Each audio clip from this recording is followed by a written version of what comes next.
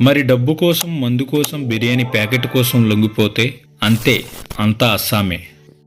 నువ్వు చెప్పిందంతా బాగానే ఉంది కానీ మా నియోజకవర్గంలో అభివృద్ధి వైపు తీసుకువెళ్లే నాయకులే లేరు. అలాంటప్పుడు నా ఓటును ఎలా వినియోగించుకోను? నేను నా ఓటును వినియోగించుకోవాలనుకుంటున్నాను, కానీ నాకు ఎవరూ నచ్చనప్పుడు నేనేం చేయను?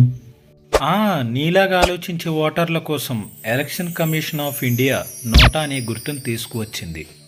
అవునా? నోటా అంటే ఏమిటి? నోటాను ఏ విధంగా గుర్తించాలి?